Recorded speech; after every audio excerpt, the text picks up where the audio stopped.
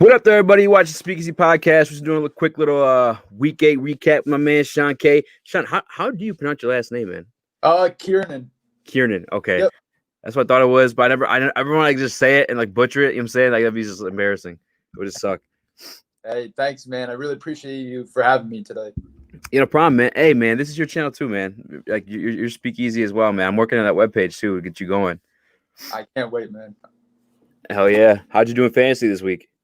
I did actually good. And here, what I was talking about on my live real quick was my friend Joe joined me for like a couple seconds because I beat his team by 0.4 tonight. I love those kind of victories. And yeah. And the reason why I'm so happy about that, usually I'm not happy about that type of win, but I was happy about it tonight because just to see my friend's reaction. And he's going to go on and on and on about that all week until we see week 9 kickoff. He's not going to let up. Should we send this? Here, I'll send you the link so we can send him the live. You can talk a little shit to him maybe. It sounds like you just got done doing that, huh? Did he join your live? Yeah, he did. Yeah, he joined, and he actually just wanted to come on for a couple seconds just to say that was a cheap win. I'm like, this, Joe, I know. Thank you for letting me know. I can't do anything about it. What do you want me to do? It happened. How many leagues are you in? So I am in 6 this year. Okay. Are you using? Yeah, you're using your phone. I can't even send you the link. What up, Brian? What's up, man? You can't even see Brian. My bad. It's my man Brian. He's tuned in on our fantasy live stream the other night. What's we had going a great Tom Brady conversation. What were we gonna say, Sean? No, I was just saying what's up to Brian, and yeah, you're talking about Brady here, and once again, he got a little bit of a scare from the Giants. Yeah, bro. He struggles with them, huh? Yeah. Hey, you want to know something? I don't know what it is. It's just like, is it just playing you? I guess it's just playing the organization. Like, look at it. Like, it's not like Eli was playing tonight. It was Daniel Jones. And, like, the game was still close. And, like, I didn't expect it to be a blowout or anything like that, but I expected it to be at least, like, a 2-possession game. That's where I thought it was going to be at. I didn't expect it to be as close and down to a 2-point conversion play call. I didn't think it was going to come down to that. That's what blew my mind just watching the game. I was like, wow. I'm like, this is that close. And I got to say something about the defense, too. The defense, Giants defense, is a few players away from being legit. They're just missing a few pieces. They've shown a lot to me over the past few weeks, especially from, I love Blake Martinez, a linebacker. I love James Bradbury, one of our best, I should say the best corner on this Giants roster this year. But, you know, this defense is a few pieces away from being legit. Yeah. Have they been all week? It shouts out to my man Brian, bro. If you were there Saturday, man, he has like one of the nastiest like fantasy football teams that I've seen this year. My man 7-1. So he had Dalvin Cook. What do you have, like 4 touchdowns this week? Yeah, something crazy like that. God, yeah, he put up some crazy numbers. Bro. Whoever had Dalvin Cook, basically, it was like, was it Derrick Henry? Derrick Henry last week? It was Derrick Henry. Yeah, Derrick Henry last week. So, Dalvin Cook this week. I think another receiver went off this week too. I don't remember who off the top of my head. Devontae Adams, I think. Did Devontae Adams? I think Devontae Adams had 2 touchdowns. Cooper Kupp had a day. Yeah, I mean, Cooper Kupp finally showed up for me, man. He's on my team. Yeah, because Cooper Kupp wasn't looking good. He wasn't looking too hot there for a minute, but he finally showed up against. How about that Miami defense? Are they for real? I think they are. And here's the thing with Brian Flores is actually going to be a really good head coach for that team. I love Flores. I think so too, man. Yeah, the perfect fit. Like, he's on the younger side of a head coach, and that's exactly what you need with these young players. I think it's a perfect match made in heaven here for both sides. But how about just in general? Yeah, to answer your question, yes, the defense I think is legit, and with Tua just going out there against the Rams defense, going up against, he met Aaron Donald. It didn't take too long for him to meet Aaron Donald. But he got strip sacked, didn't he, in the beginning of the game? Yeah, it didn't take too long to meet Donald. But you want to know something? That Tua did bounce back, and a lot of people Actually, I know they were for the Rams in this game, but you have to remember when a West Coast team is coming out east on the road like that, it's sometimes hard for a team like that, especially the Rams, where they feel like they're an inconsistent ball club in general, because especially with Jared Goff, it's like one day he's on absolutely going off. The next day he's like pretty damn inconsistent. So like it's hit or miss with Goff, it feels like. But Cooper Kupp had a day for that offense overall. Yeah, fantasy wise for sure. Like speaking of fantasy, we got a question from Brian. He wants to know, are you trying to package Brady and Godwin for quarterback? Any suggestions? Let me look real quick. Any off the top of your head, Sean? Um, Nothing that I can think of off the top of my head, but Yeah, the only thing is I don't know if has there any quarterback that's a consistent enough worth both those guys. You know?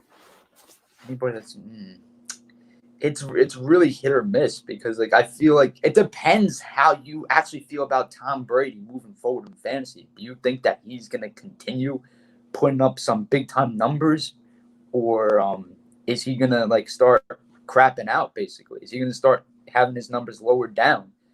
It's going to be really interesting to see here, because like I don't think he didn't have a lot of numbers against the Giants. Like he didn't go like completely off like what he did against the Packers or a team like that.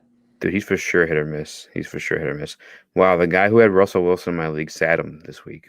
What in the On what planet do you sit Russell Wilson? He's bro? What is number wrong one with this quarterback guy? in fantasy. Isn't he the number one quarterback in fantasy? I believe he is. Yeah. Oh no, he didn't sit him. I must have just missed him. It's my ADD. Jeez. Yeah. This guy's team's nasty. Like my other receivers are Diggs, Allen, and Ridley. Ridley's banged up. Man, you're 7-1, bro. I might just chill from. I don't know if I make any drastic moves. No. You want something? No. Here's the thing. Someone is going to try to, if you're trying to package up Brady and Godwin, they're going to want somebody out of that deal. Like they might want Godwin out of that deal and look for one of these receivers, Keenan Allen, Stephon Diggs, or Ridley. Do not give away any of those receivers up. Yeah, man. I would say an electric trio. I'd say maybe if the guy who has like a Russell Wilson or Pat Mahomes, if he's struggling, send it. I don't know. Although Brady's been struggling, like I don't know that because Godwin can go off, right? Fuck, I don't know, because AB's coming out too, so maybe he won't be. That's what I'm saying. Like that's why they would take Godwin out of that trade. Someone would take Godwin out of that, and they'd be like, "Nah, I don't want that." Somebody might want him though too, just because of the combo, Mm-hmm. The Wombo combo, as my man Patrick from SpongeBob would say. Oh yeah, by the way, check out the merch. You know what I'm saying? If you guys haven't already, make sure you I gotta fix that. Maybe put the link so you guys can actually do that, huh? I'll do that right now. Maybe. Yeah, the link is in the bio and everything too. Yeah, man, I'm definitely working on this website stuff. I'm brand new to it, so hey, getting your shit on there finally too, man. I'm new to it too, so we're learning together for sure. Yeah. So to touch back, I guess, on the Miami game, how do you feel about Tua? Like, because he was kind of pedestrian, right? Like he didn't really do much. I was looking at the numbers. I haven't pulled up right now. He's 12 of 22, 93 yards and 1 touchdown. Do you think it's more to like, I guess, how the game was going with the defense like scoring and them being in charge, or do you think it's just like how he's going to be? Like, are we going to see explosive Tua or just like a game manager type? I think he's going to be an explosive QB eventually, and it may not happen next week. It might not happen in 2 weeks. He might have that type of game again, but he might pull out the win for you once again. So I would take that performance from him any day of the week if he pulls out the W.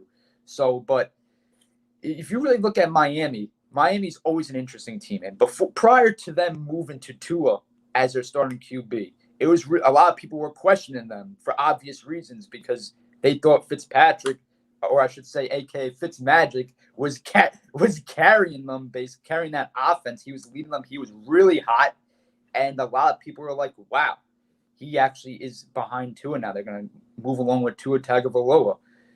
And my initial reaction to that was like, it's a good move. The reason why I think it was a good move for Tua to start against the Rams was because that's a legit defense. That's a top in the top of 5 in the league, fantasy wise or overall. So I think that was a good move from Brian Flores from that Miami organization to move along with the rookie to start him against the Rams, a legit team. And like once again, obviously the numbers show that he didn't go off as like maybe some people might think that he was going to have a little bit of a better day, especially in passing yards. Some people might have thought he would have hit a little bit over 100, but like I said, that's fine. If you give me that performance and you carry out the W, you'll take that any day of the week. 1,000%. I'm looking right now too. Like you're right. Miami's defense this year is fucking killing it, bro. Like, they only had 3 games where they haven't been like scored double digits in fantasy. Yeah, Brian right here. He hit it right on the head here. I think Tua is going to need a little more time here, like a normal rookie QB, to develop. Mm-hmm. And just like Justin Herbert. Yeah, exactly. And you got to give this guy a little more time. And Miami, and here's the thing, though, with Miami, too. Their offensive line is going to be one of the best in the league in a few years. I'm telling you. They are developing good offensive line. I know they have a few rookies, but I do like Robert Hunt. He's this kid from I think it was Louisiana Lafayette. I think the school he was drafted out of last year. I believe in him. I think he's going to be a really good guard for the Miami Dolphins. I just think that offensive line, they need some more pieces, of course, but they're going to build throughout the draft, and I trust that team draft-wise. No, it feels like that organization, it just hits on every draft pick nowadays. Yeah, it's weird. I feel like I can't explain it, but when when Brian Flores came, and then who's the GM over there too? Damn, it's gonna bother me. Whatever. When they came, I don't know. It just felt like there was like a confidence there, like like they had a game plan and one they were gonna execute. Like I'm excited to see like what comes of that, especially in that division with Bill Belichick in there and the Bills emerging too. It's gonna be exciting to see. I guess. Maybe the Dolphins emerge too. Like we never know. Mm-hmm. And how did you ever predict this? Hey, in this crazy year of 2020, I don't think you could really be surprised. But like the Dolphins are actually in second place in that division. Like that's crazy. I did not expect that. I expected them to finish third because obviously the Jets are going to finish last. But I didn't. I thought the Patriots were going to be a lot better. I didn't think they were going to start off like this. The last time I know with the Patriots, they started 2-4. Last time they did that was 2000. 2000. That was the last time they started 2-4. Now they're 2-5, but it's just crazy to imagine a Bill Belichick team starting 2-4, 2-5. That's crazy. It is weird because I did make the excuse for them that they had the COVID situation. Because Stephon Gilmore got it, the starting quarterback, and Cam Newton got it. And then obviously they had the one bad game. They lost to Seattle. But yesterday was pretty close. It wasn't like a complete blowout of a game. It was Cam fumbled like last minute. I think it was Brian actually on Saturday was kind of hating on Bill Belichick and the Pats. Was that you, Brian? Said they were going to win one more game? I think it may have been like during the Brady debate. So maybe things are getting heated. Yeah, do you think they'll finish? You think they'll pick it up anytime soon? Or you think it's kind of like a wrap? You think they're like packing it in for the season? I mean, we're halfway there. Yeah. There. As of right now, realistically, they might end up going 6-10.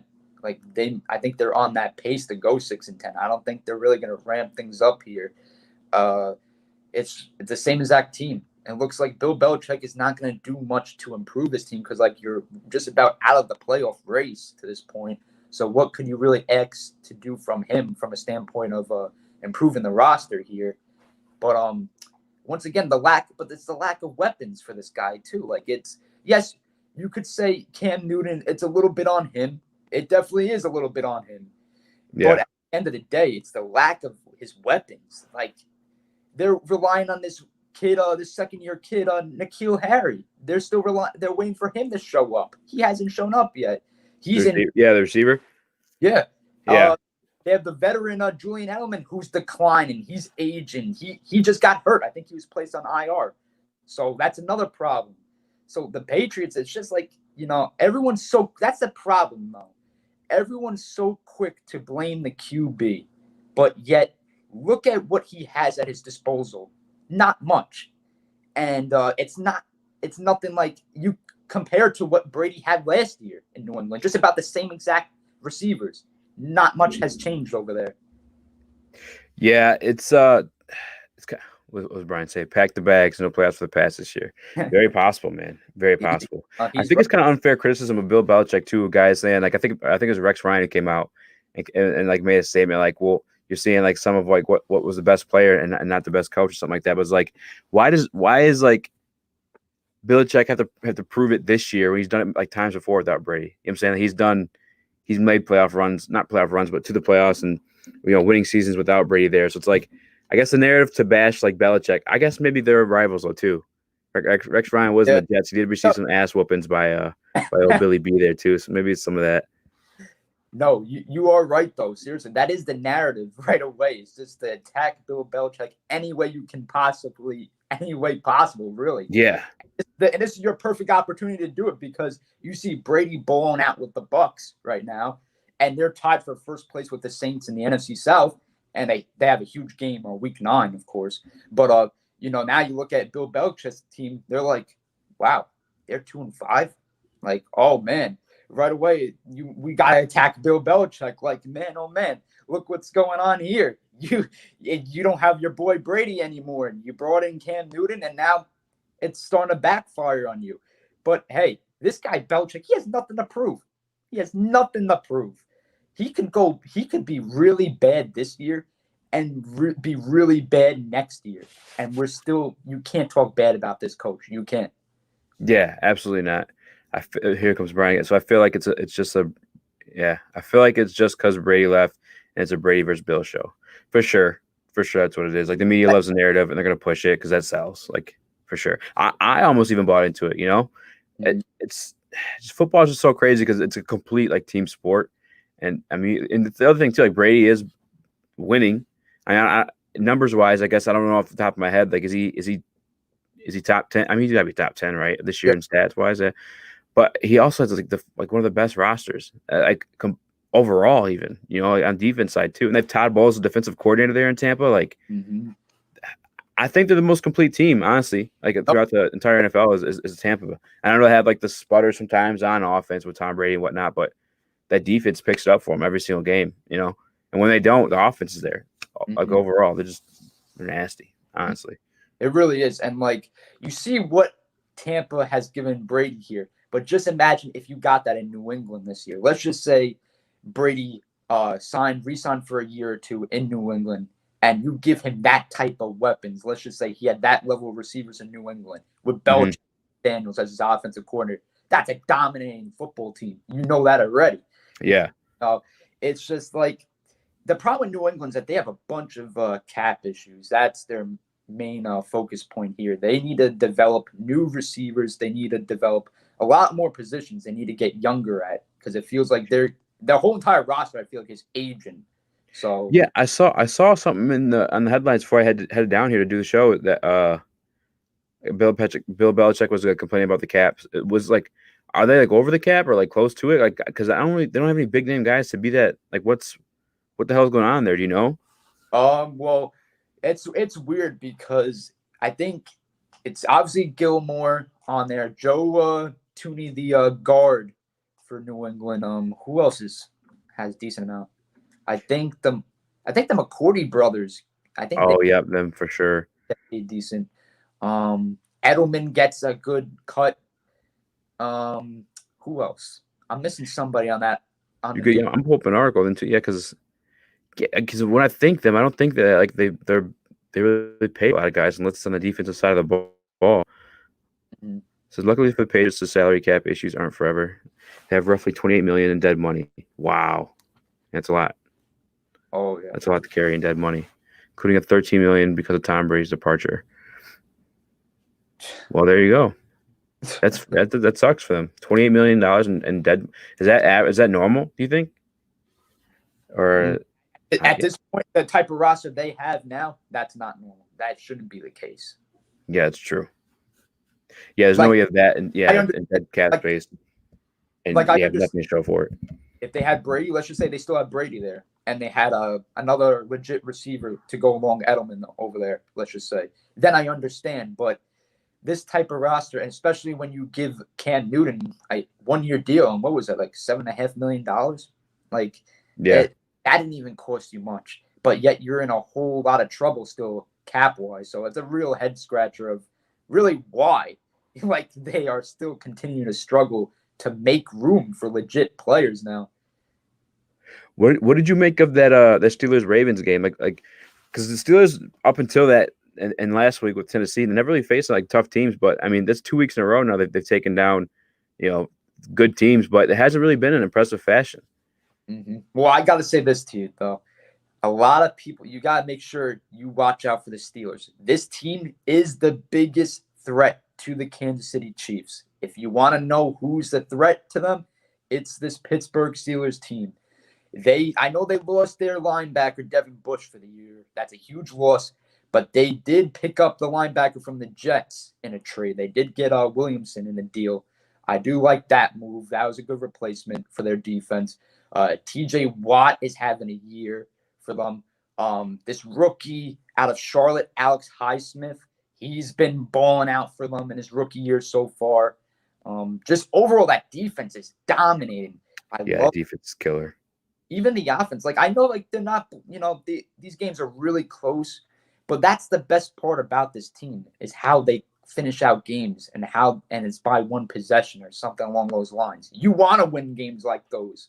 Like I'm sure, yeah, you would love to beat your rival by 15, by 20 plus, but at the end of the day, you would, just by one possession, that means so much in the division stand. Means so much heading into their matchup on Thanksgiving in Pittsburgh. It's going to mean so much in general.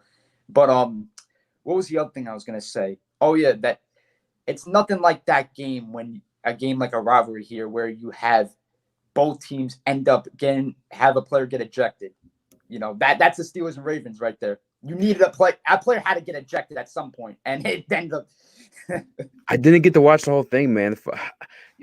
Why? Why does the NFL leave us stuck with the Eagles and Cowboys as like our Sunday night game when the Ravens Steelers are there? Like, why aren't you flexing that to like national television, man? That pissed me off so bad. Like, Brian says KC wipes the floor with Steelers. I mean, for sure they got to be the favorites, right? But I agree with Sean that the Steelers are a threat. The defense is like obviously legit at this point. They've held Derrick Henry, they've held Lamar Jackson, and that offense. Granted, they haven't been as consistent this year, but I feel like the defense is the real deal. And like you touched on TJ Watt.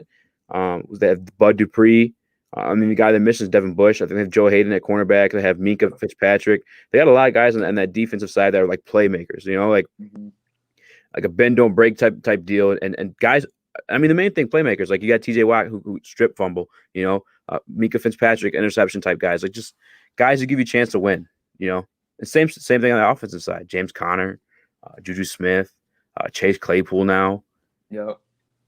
And here's the thing with Pittsburgh, though. They got back Deontay Johnson. What was it week 7 they got him back? Yeah, they got back week 7. Last week, yeah.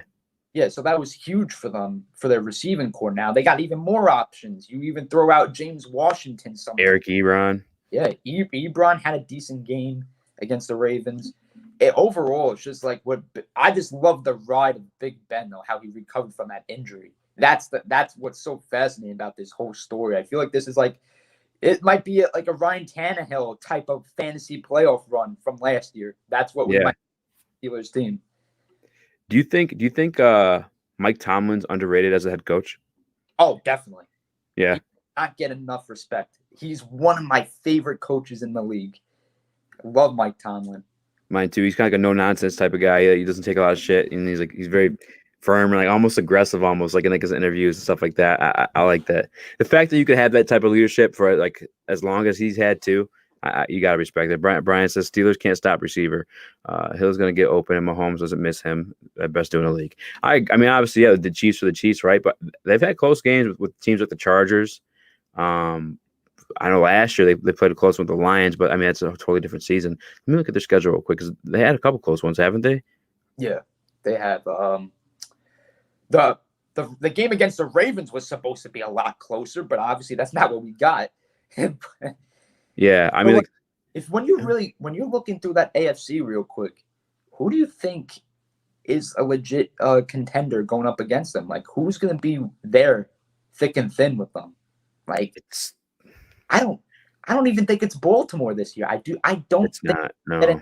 but everyone wants that hype game, that hype AFC championship, Baltimore and KC. I don't think this is the year we get that. It's going to be one of those defensive led teams. It's going to be like one of those teams, because like I'm looking like, yeah, actually not that many close games, but like they got beat by the Raiders. They had close one of the Chargers. Granted, those are division games, but I mean, like that type of stuff shouldn't be happening. Like I think the Chargers have like what, one win on the season, maybe two. It's so unfortunate what's going on with that team. Like the amount of losses that they had this year due to them losing. You want to talk about close games, like really close. Yeah, games. Man. I think there's at least, it might be half of their losses. I think they lost by within a field goal. Like it was either 3 or less. They're all one-score games. Every single one of their losses is one-score game. They can't buy it. Can't buy a win. And Anthony Lynn, I actually like Anthony Lynn. I think he's a good coach. But, like, I think you got to assume that time's ticking on his side here. Like, man, you're continuing to lose football games like this at a consistent level by one possession. Yeah. So, like, wonder, like, do we got to move on and have another head coach here soon? Because I think they're in the process. This is year 3 for him? For Anthony Lynn? What's up? Oh, fellow Giants fan in the chat. My man Wipeout, you're a Giants fan, man? Sad boy hours. My Giants losing. Yeah. This one sucks more because, like, it was a good team. I feel like. Well, I don't know. You got to tell me. Yeah, you're the Giants fan. It stings a lot. And here's the thing. I know what he's going to be stressing out a lot about. And this is how I'm going to be stressing a lot about this as well. I love the play call. When we tied the game up, it was an 18 to 19 yard TD pass from Jones to Golden Tate on the last drive. So the Giants cut the lead down from 25 to 17 to 25 to 23. Now they're going for the 2-point conversion here. The play call, loved by Joe Judge. He has Dion Lewis come out of the flat on the 2-point conversion. Yeah, I missed that one. And all of a sudden, Jones throws the ball behind Lewis. So when the safety, Antoine Winfield Jr., he saw that. He was standing about in the middle of the end zone. And you see that as the play was starting to develop, you could see him yelling out that that's where the ball is going. He knew it was going that way. And he raced across that field to make that play. But just, if you look, you got to check out this play, Easy. Man, most of the quarterbacks in the NFL would have made that throw. It would have been ahead and perfect. It would have been tie game at 25. Like, that throw should have never been behind Dion Lewis. That was a great play call, but horrible throw there. Who ended up getting the score for them? On the that TD on that drive, the last drive? Yeah. A Golden Tate caught the touchdown. Oh, yeah, that's right. I did see that. You're right. I only asked because I had Wayne Gallman in. I had the balls to put Wayne Gallman in one of the lineups for the teams I managed, but I took him out because I thought I was a crazy man. But then he actually ended up scoring tonight, so I was like, "Fuck, I could have left him." But we won anyway. The Giants, see, that's the thing though. This running their backfield is like a whole lot of questions all of a sudden. Like, oh my god, yeah, it's crazy. The guy Dion Lewis, fucking, is that Raheem Morris? What's his name? The running back who used to be in Washington? Oh, Alfred Morris. Yeah, is that who that was out there? Yep, Alfred Morris. Yeah, got some carries tonight, and they just picked him up off their practice squad. They had him activated for the game tonight. Who else is that? Who else is in that backfield? Gallman, like you said, and Devontae Freeman when healthy. So obviously that's the reason why Alfred Morris had touches, because Devontae Freeman couldn't play. Got some encouraging words from my man Brian. He says those are things Jones will get better at throughout his career. He throws it early. It's a 2-point conversion. Hey, he's being realistic here. And hey, I'm that type of Giants fan. I'll be realistic with you. Here's the thing. I want to break down Jones a little bit more. I'm not trying to criticize this guy, but in the fourth quarter here, he tries to extend the play where nothing's happening. Tampa Bay's defense, lockdown defense. Jones is trying to extend the play. The pass rush is there. He's about to go down. Just take the sack. Go down, man. Or launch the ball in the freaking stands where no one's sitting right now. So one or the other. Do something. He ends up forcing a throw to Golden Tate, and he did not expect that. And it ends up resulting in an interception. You cannot force throws, man. That's a major thing with this guy. You cannot force throws, and you could see that no one's open. Why try to make something happen when you have nothing going? Just take the sack. or throw the ball away. It's like I'm so sick and tired of seeing lousy throws like that, lousy interceptions. It makes you look so bad as a quarterback, and it makes this Giants team, like as an organization, scratch their heads like whether or not this is the guy or not. Yeah, because I think last time we spoke, White Belt says that the Eagles' loss hurt him more. He said, dude, all of them hurt the same. But if I had to pick the most depressing loss, it was definitely the Eagles last week. It was a division rival, so I guess it kind of makes sense. Yeah. But it's always fun to beat Brady, right? Like I always get excited when we get close to beating good teams or Tom Brady-led teams. Mm-hmm. White Belt says, I still have faith in Jones. People tend to forget that Eli took 3 years to actually start playing to his potential. Plus, Jones' supporting cast is trash compared to Eli's supporting cast. No, he's right. And you want to know something? I'm one of those Giant fans who are actually patient with Jones here. Like, yes, you hear me stressing out about him in certain scenarios here, but I am actually confident in him because you have no other choice really because he's a 6th overall pick. Like, are you going to give up on him that fast? You can't do that. This is just like any other rookie in the league in any other sport. Got to give the guy some more time to develop. Like, how do you want him to do good where you have just about the same exact team thrown out there? You can't expect it. You can't expect to do anything. So let me throw this scenario at you then. So Giants lose out. They end up with the number 1 pick. Are you guys selling it for ransom or you taking my man from Clemson? You want to know something here? I think majority of Giants fans would love to see this. Trevor Lawrence, that's it, yeah. They want that.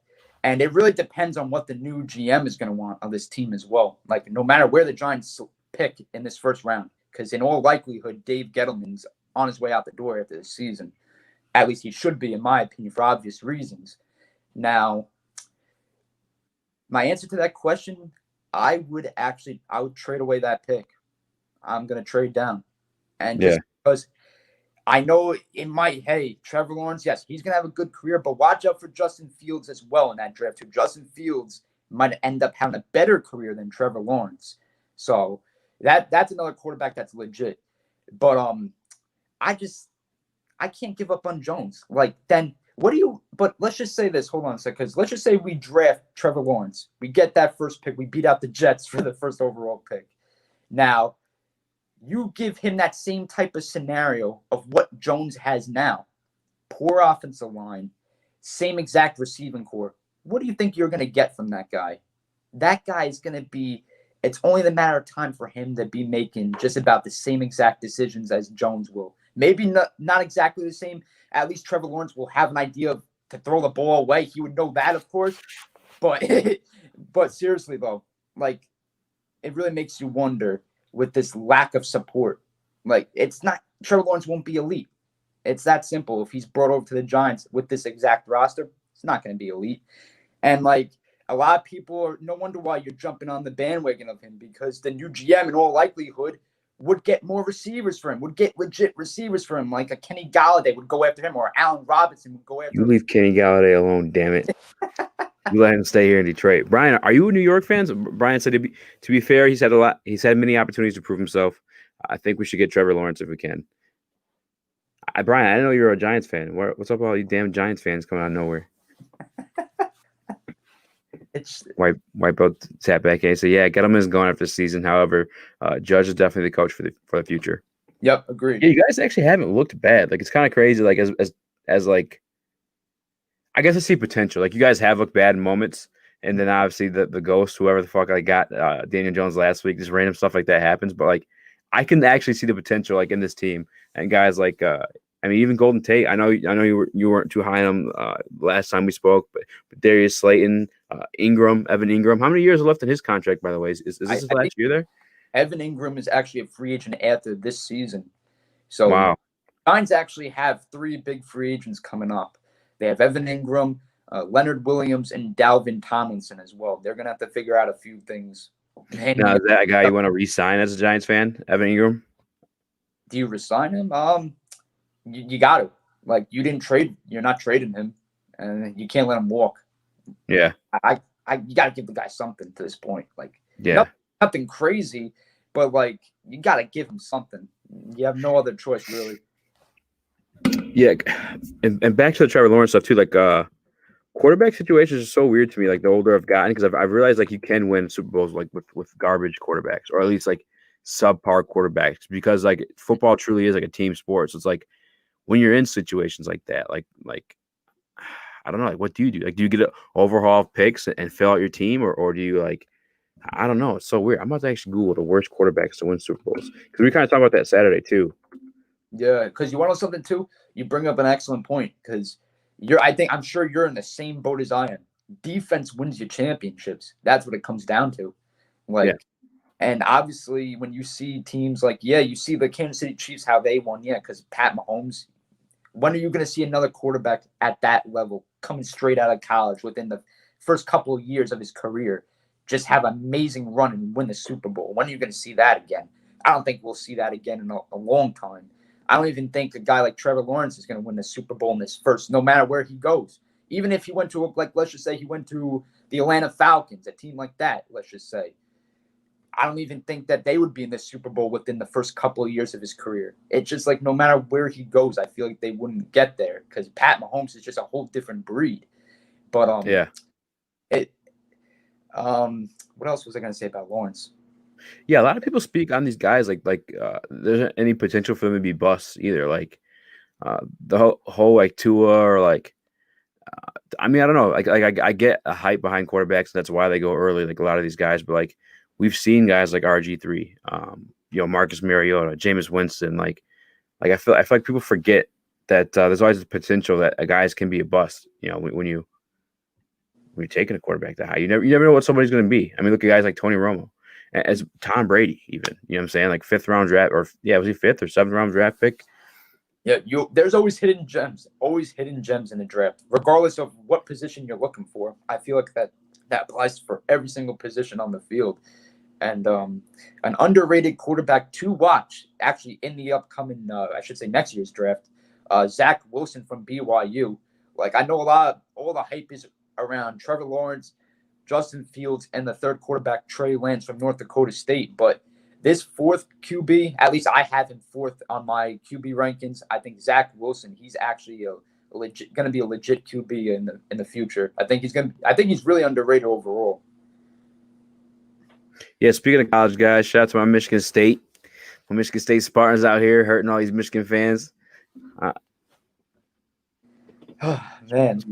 Yeah, how's that rivalry like out of state? Like in New York, do you guys give a fuck about that? Or you guys like You want something? I'm a big time college football fan, so I definitely care. I'm a Notre Dame fan, so I definitely care. I care about those type of matchups. I love it though. Like Michigan State, like especially with your quarterback with the name Rocky Lombardi.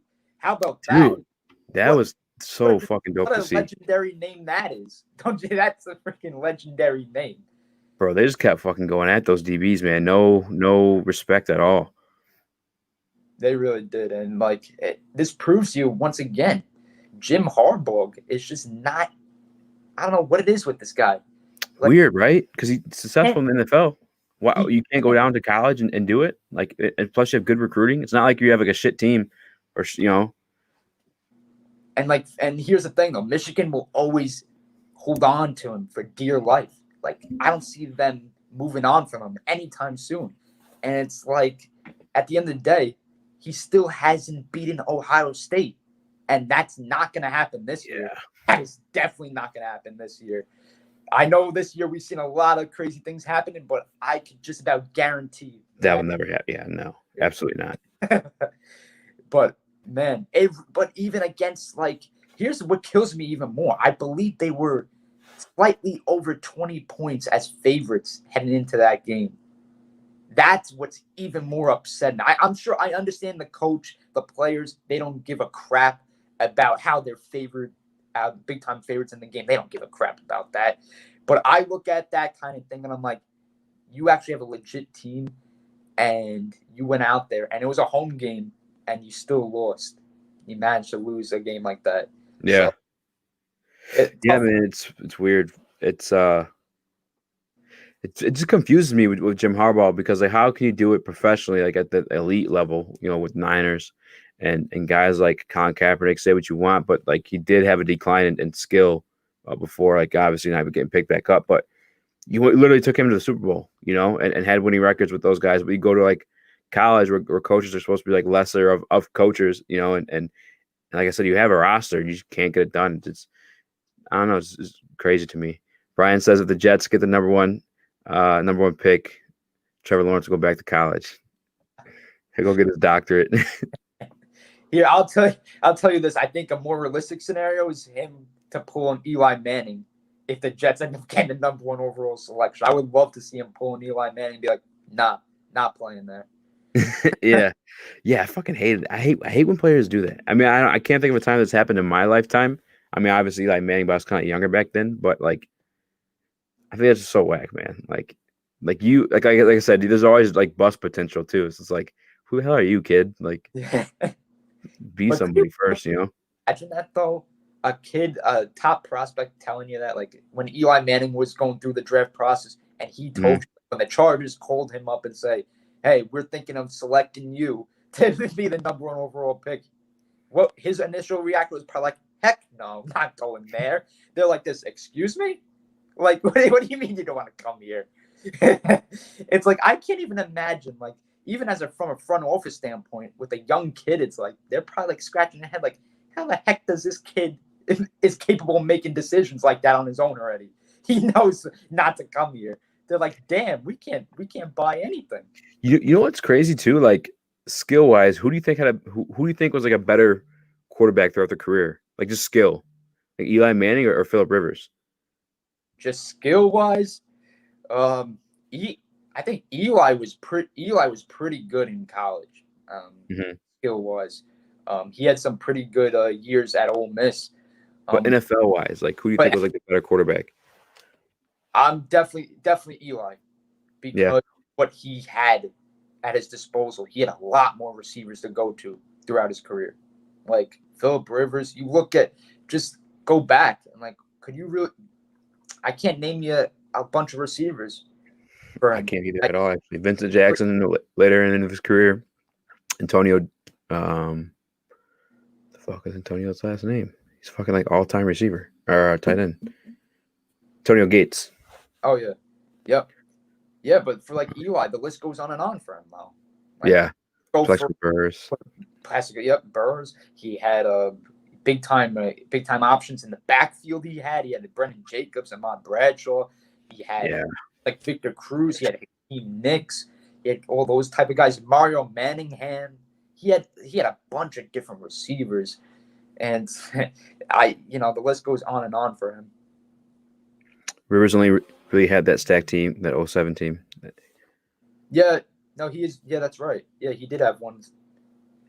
I know that obviously the LT, Antonio Gates. Who else was on that team in 07? Lights out, Sean Marion. Yeah, they ran to the 18-1 Pats. Yeah, man.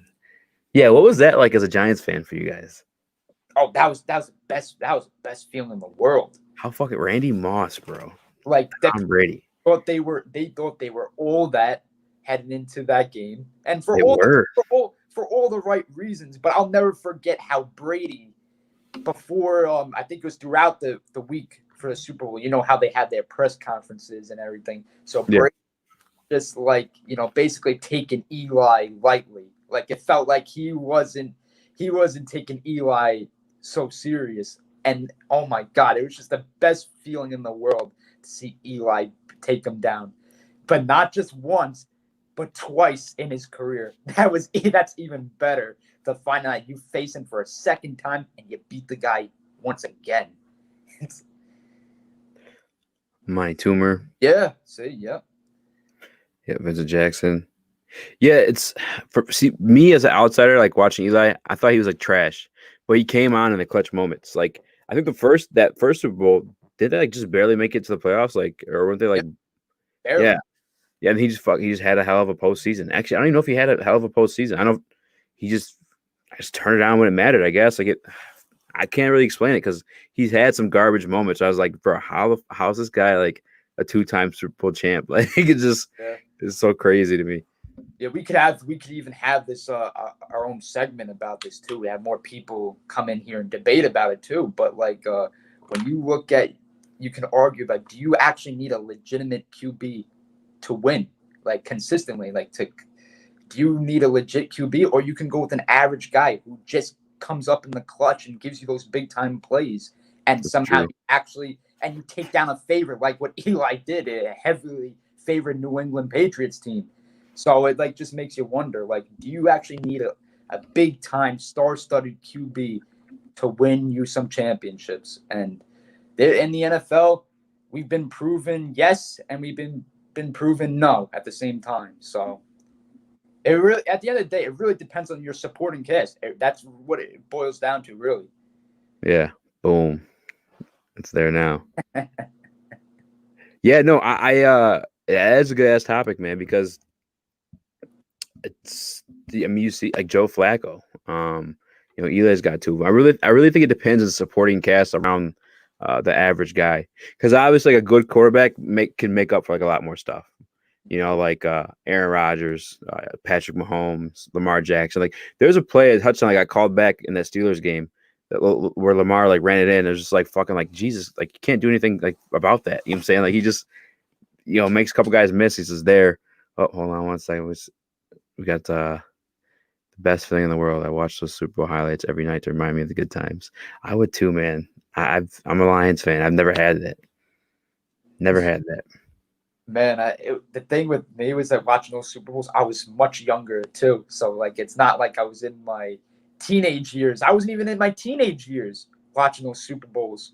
I was younger than I was like for the first win over the Patriots. I think I was at like 7, 8 years old. Damn. Yeah, I think the same kind of thing with me here. First couple championships I witnessed as a kid was like the Red Wings, which I was like too young to give a shit.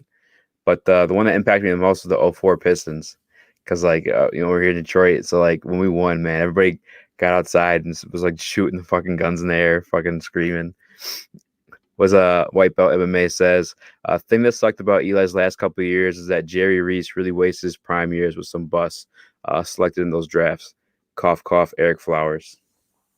Oh man, yeah, he's right. And once again, he brings up another great point. And the Giants with Jerry Reese, he had some poor drafts as we were approaching Eli Manning's coming out of his prime, and just for his season, for his career to wrap up, and just poor judgment with the offensive line in general. Like, and it's the same exact problem today.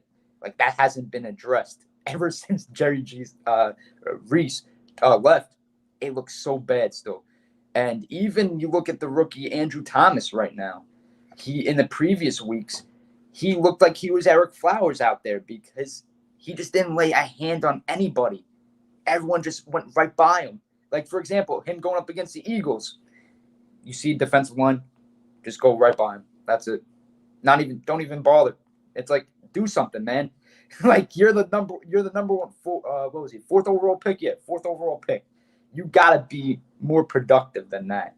And I think the Giants, they actually need to swing him to his normal spot at a right tackle. But since we lost Nate Solder, he opted out of the season. So that was a huge loss. That's the reason why he went over to left tackle. But he needs to go to right tackle. Yeah, and people watch too. This is Sean Kiernan, new member of the Speakeasy Sports family. I'm trying to get him here on YouTube more. I'm gonna have to get him try and get him acclimated. We actually got a nice little banner too if you guys want to see when he does his show. I just want to show it off. Bam! Look at that right there. This is awesome. Let me how do I get rid of my that thing I just put up there? Yeah, we're kind of doing like a week 8 wrap up, but then the question came up, like, do you truly need an elite quarterback to win a Super Bowl? So we're kind of just discussing that a little bit for people who just joined. Yeah, and I'm trying to think too, because I did make the statement that, like, if you're gonna have an average guy, you need an elite supporting cast around him. But I'm trying to get some names from that Joe Flacco roster the Ravens had when they won. I know he had Torrey Smith, but was he elite? Like, was Torrey Smith elite, or he's just like? That year, I don't think he was elite. Yeah, no. Ray Lewis was still there. He was at the tail end of his career. Well, you know what? I won't say like Joe Flacco for sure was kind of like average or just good enough throughout his career, but that playoffs, he played out his mind, dude. He played lights out. I guess really it's kind of timing, really, and just how those guys shine in those moments.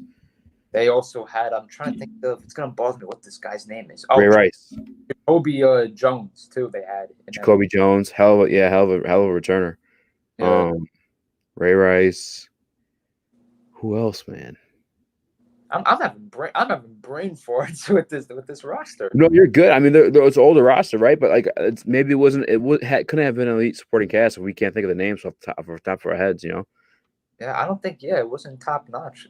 It's Kobe Jones had that one good year. Yep. Yeah, that was it. Yeah. Yeah.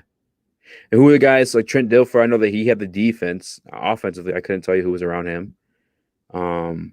Even back before us, like these are just ones like we remember, right? But like, there's like who's my man with the Bears who kept winning?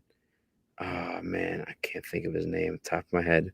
But I know there's like one like super trash quarterback that like kept winning Super Bowls with the Bears because their defense is so nasty, but everybody fucking hated him. I know Mark Ripken or Rippin. He was before our time. He won the Super Bowl with the Redskins. Nick Foles, that's one too. Nick Foles, yeah. But seriously, but that's the best part about this though. That's another guy that took down Brady. What's up with these average QBs, like taking down Brady? It's crazy if you really think about it. Yeah, Jim McMahon. That was the Bears quarterback that I was thinking of. McMahon. We can way before us. I'm looking at some names. I cheated. I went online. Jeff Hostetler. I don't even know who that is. So I can tell you right there how ass he was. He looks like he played for the Giants though. Do you know? Yeah, do you know of him, Jeff Hostetler? I think. Jim Plunkett for the Redskins. Jim Plunkett. Brad Johnson with the Tampa Bay Buccaneers. Doug Williams. Yeah, these are pretty awful quarterbacks, man, that just have Super Bowl rings. Yeah, but no, but overall, seriously, like to bring up the question again, it's like you don't need an elite QB to win you the whole damn thing. You really don't.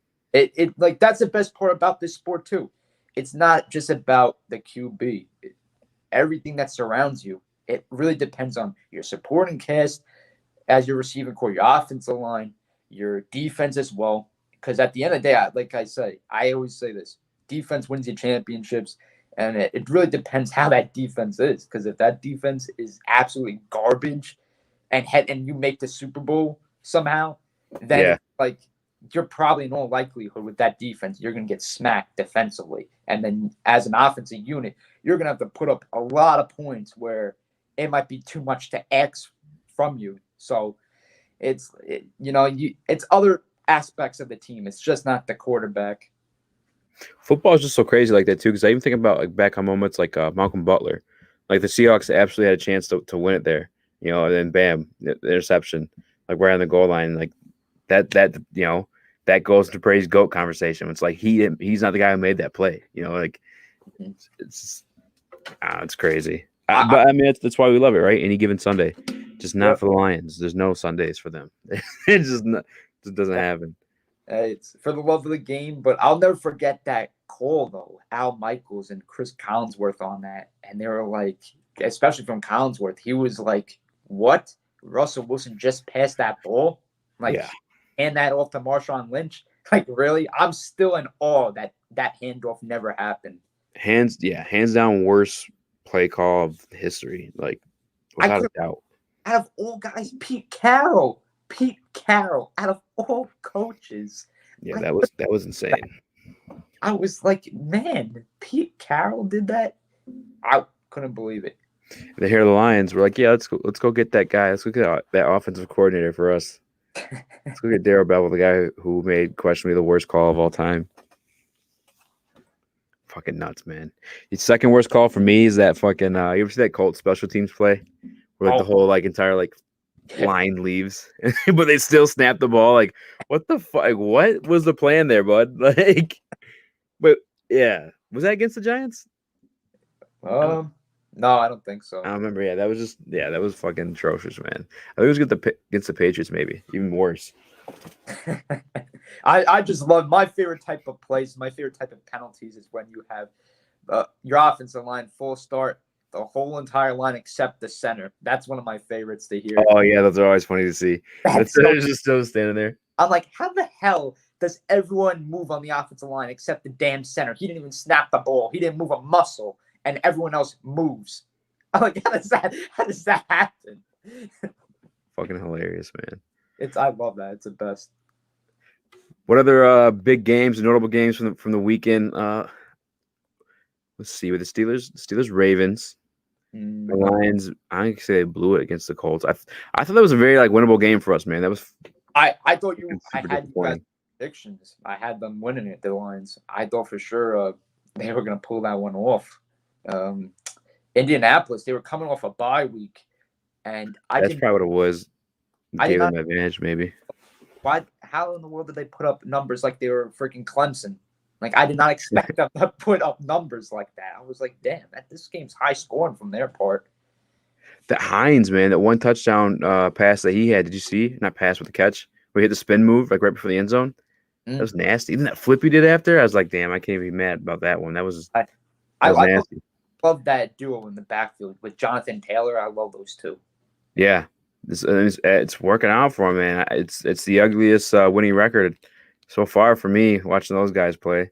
And then plus Indianapolis still has Marlon Mack in that backfield too. Yeah. They still have Marlon Mack as well. How about Joe Burrow taking on the Titans? Major upset. That was a lot of people had it, including myself. I thought the Titans would definitely bounce back from that Pittsburgh loss at home. But they went on the road for Cincinnati, and they didn't show up. It's that simple. Crazy. Because I'm looking at the offense, and guys that you expect to have good games had good games. Like Derrick Henry, set 112 yards and a touchdown. Corey Davis had 128 yards and a touchdown. AJ Brown scored. Just I don't know. Maybe the defensive side. I mean, I guess the Bengals put up 31 on them, but they score pretty high. They're pretty high scoring games. No, the Bengals. I don't know. Let me see. They put up some numbers. They do. Decent amount of numbers. They barely lost to the Colts recently. I think that was 2 weeks ago. A week before the Colts had their bye week, if I'm not mistaken. I think they had a couple close games this year. I remember them being way closer than we expected. Hey, Cliff, congratulations, man. Cliff was tuned in on Saturday to our fantasy show. Man, I went 5 hours streaming live, man. That was nuts. Yeah, I heard about that. I couldn't believe that. That's awesome. It was the first hour was horrendous. Then people, everyone started popping in. My man Cliff popped in. Cliff, you had the quarterback situation, right?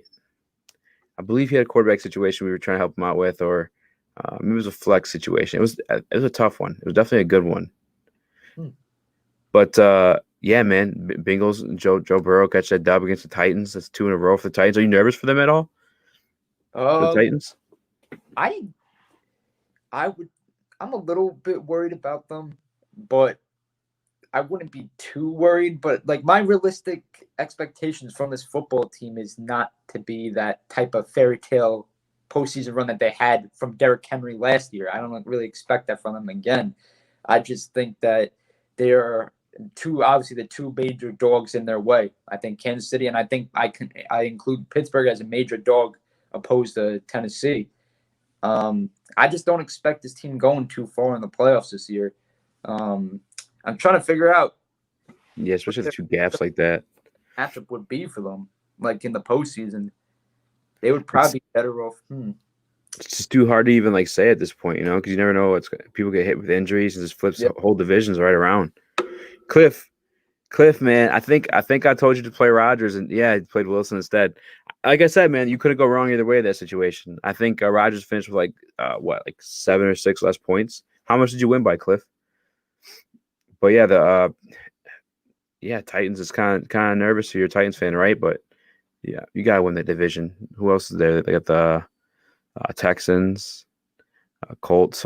Maybe the Colts can catch up and win the division. That's the only team. Everybody else is bad. Jacksonville won't be in contention anytime soon. Houston needs to figure out who's going to be their number one receiver next year, because it feels like that whole depth chart of receivers are on that trading block right now before tomorrow's deadline. So we can't even tell you who's going to be the number one receiver for Houston next year, because I don't know. Yeah. And what game I didn't get to watch, or you keep up on it all, was the 49ers and Seahawks game. Speaking of Russell Wilson, everyone's jerking off DK Metcalf after that one. What kind? Let me see what kind of numbers this guy put up. All right, people keep comparing him to Calvin Johnson, man. I haven't got to watch him play as much this year. Is he like putting up Calvin Johnson numbers? Like, because I keep saying it's disrespectful. Oh no, he went off. Oh my, is an absolute animal. Easy, you gotta watch. I'm sure you saw this already, but 12 receptions, 161 yards, and 2 touchdowns. This week it was last Sunday night. It was the Seahawks at Arizona. Sunday Night Football. So Buda Baker gets an interception. He thinks that he has the clear pick six, but guess who's haunting? Guess who's right up his ass the whole entire time? I did see that. Yeah. Hey Metcalf, where the hell did he come from? Like that guy never gave up on the play whatsoever. You want to talk about hustle? Buda Baker's looking at that replay. He's like, how the hell did he catch up to me? He's having nightmares about it. That was crazy. I don't think we've. When's the last time you've seen that from a receiver? I haven't seen that from a receiver in a long time. I one guy I always take note of when I see that happen, and it's just because the Browns are so bad. Jarvis Landry is a dog in that manner. Like he does that. But I mean, like DK Metcalf is like he's the truth at this point, man. I can't deny it. I seen I'm happy for him. He's actually living up to those pre-draft memes. DK Metcalf is because they're some of the funniest, bro. Best by far. Yeah. Oh man, it's like I'll find some. My man, I had Wilson and Metcalf combined 62 points. Jeez Louise, man. That must have been a great feeling right there. Yeah, that's did you see how much he won the freaking game by? How much? 54 points, he said. Woo! 54. Yeah. That is, you are talking about one freaking ass. I hope everybody like knows these the picture for the DK Metcalf memes I'm thinking about because I just came across one. It's I'll have to put it up on the screen maybe. Let's see if I can do that. It's the one he's just standing there flexing. Oh, I know that one already. Yeah, let me see real quick. God, I hope. Let's see. Not a clip, not a pic. Oh man, maybe not. But yeah, it says who farted. His DK Metcalf. He said I did. The response is, "Oh, it smells lovely." I think the funniest one was like someone was the dad like called him daddy or something. I don't know. That's fucking hilarious. I don't know how to get these pictures up on the screen though. That's true. Sorry, man. I'm on Google looking at some of these Metcalf memes. Let me see if I get it on the screen. No, but I think there's something in that Seattle backfield now because they didn't have Chris Carson for Sunday. They had I think they were rolling with Dallas the rookie. Dallas had this kid DJ Dallas. I think he was a major factor for them. And like that, Seattle's like another team with like running backs. Like I feel like it's with Carson. Then 1 week you had Carlos Hyde have a decent game. Now it's this kid DJ Dallas doing his thing. So Seattle's it feels like that's another team on the list of confusing RBs. Yeah, man, they've done really well with just grabbing these guys. Like I don't want to say out of nowhere, they just must know what they're doing at the running back position. Because it's even after Marshawn Lynch left, it was like, oh no, like what are they going to do? But they've had guys filling the role, no matter who it's been, whether it's Chris Carson. I have Carlos Hyde there, who I think is like pretty good, solid running back. But for this Dallas guy to come out of nowhere, they've always just had somebody there who just filled that role like perfectly. Not perfectly in comparison to Marshawn Lynch, but damn, they're good enough. Mm-hmm. And that's the best thing about this Russell Wilson offense. You just got to be good enough, and good things will happen. True. Yeah, I was going to ask that too on Metcalf, but I'm not going to question it anymore after seeing that stat lineup and knowing he's done that before, and coupled with this this heads or tails meme to the ref and DK Metcalf saying it's our ball and the ref saying it's your ball. Man, I'm so mad I can't post pictures. That's not fun. I was hoping I could do it. Oh, that's what it is. DK Metcalf flexing girlfriend. Pass me the bread, daddy. The dad grabs bread. DK Metcalf, she was talking to me. The dad, yes, daddy. Let's get back to some of these comments. Someone commented or not. Oh. No. What the hell was I gonna say? Do you think? And this is random. I wanted to ask you earlier, and we could wrap it up here soon too, because we're going into an hour into like 1 o'clock. But maybe Yeah. we will do that. But I wanted to ask Pat Mahomes. Do you think he has the same like just fucking absurdness if he doesn't have weapons like Sammy Watkins, Tyreek Hill, and Travis Kelce? Like, do you think any of that is his success is due to the weapons he has? Oh, that success has a lot to do with his weapons. And yes, he can run. We all know what he's capable of with his arm strength. So it feels like really like it's interesting. Like, let's just say if you would put him on, I don't know, just a mediocre football team. Let's just say we would throw him on. Let's just say we'll throw him on the Chicago Bears or the Atlanta Falcons. Let's just say an average team that should, the Falcons should be an average team this year, but obviously their record doesn't show that. But look at what the receivers, what's going on in Chicago. Like, I feel like we all know his arm strength, how fast that ball can go, how deep it can go. It has a lot to do with the receiving core, but just think of what he could do on another team. Like, I don't know if it would be exactly what's going on in KC. I don't think it will. It would be, because like if you go to a worse team like the Giants or anyone in that vicinity, it's not going to be good because the offensive line is so garbage. So he would be getting his ass planted in the ground. I'm sorry. He would not be having a field day like as much fun as he is in KC right now. But with an average team like the Bears or the Falcons along those lines, those teams, he would definitely. I think he would still bowl out at a pretty good close level to what he's doing in KC right now. But like you said, it does depend on the receivers what's at his disposal too, because you have guys like Tyreek Hill. Look how fast he is. That guy, how fast he gets open. And he gets open in 2 seconds downfield. As soon as he makes a move, stutter step, that's it. He's gone. You're done. I used to say like he's questionably the best in the league just because of how fast he is and how like he breaks defensive like wide open. Like he just every game. I think there's only one game this year he hasn't scored a touchdown. It's just insane. Yeah, that man's ridiculous. But Travis Kelce, when you have a legit tight end, but that makes you play better as a quarterback. I feel like when you know that you have guys to rely on, when you have legit guys, that's true. Feel a lot more. That takes pressure off of you too. Like you know that you don't have to make the best throws all the time.